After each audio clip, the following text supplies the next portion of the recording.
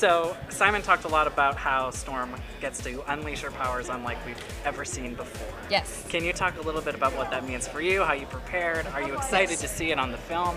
Yeah, for me, I was really excited when I read through the script when I first got it because Storm is kicking ass. She is kicking all the booty. And what was really great about that is I wanted to make sure that okay, so in the comics and in the cartoons, she calls upon the wind, she calls upon the rain.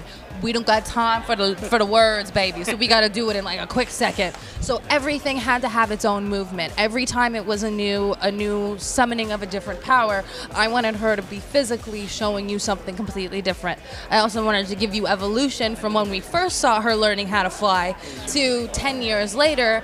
Huge part of the X-Men knows exactly what she's doing, Storm. I mean, there was a lot of work that went into just how she even carried herself. And for me, I wanted to give that evolution so that when you finally see Hallie playing it, you're going like, if you're going chronological order, when you finally see Hallie playing it, you know how we got there.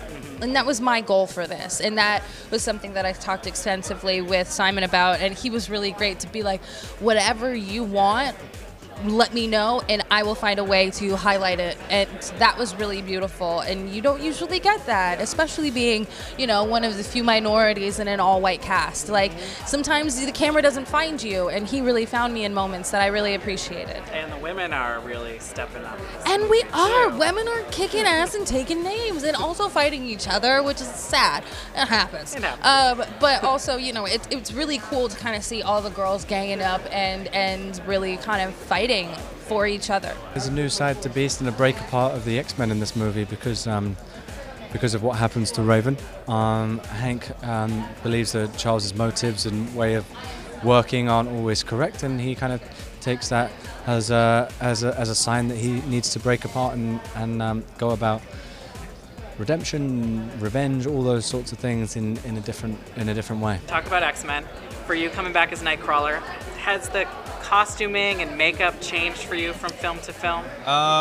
You know, a little bit. I wanted to be respectful with what I had control of, or with all the things that I was, you know, requesting when it came to my comfort being in the costume. Because it's a lot. Yeah, I mean, the first one I had the prosthetic hands, feet, on the face, eye contacts, teeth, and I was actually puppeteering my own tail. Wow.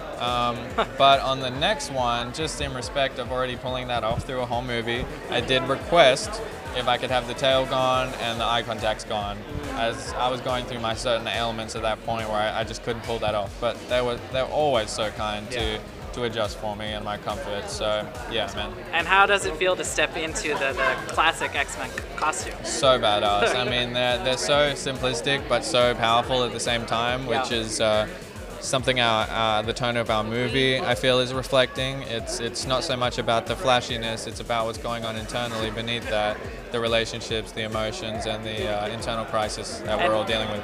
Now, who are we going to see Nightcrawler maybe interacting more in this film that we haven't before? To tell the truth, like, and I say this with honor, that Nightcrawler and a lot of the men in the movie are kind of just supporting that lead woman, which is a very beautiful thing.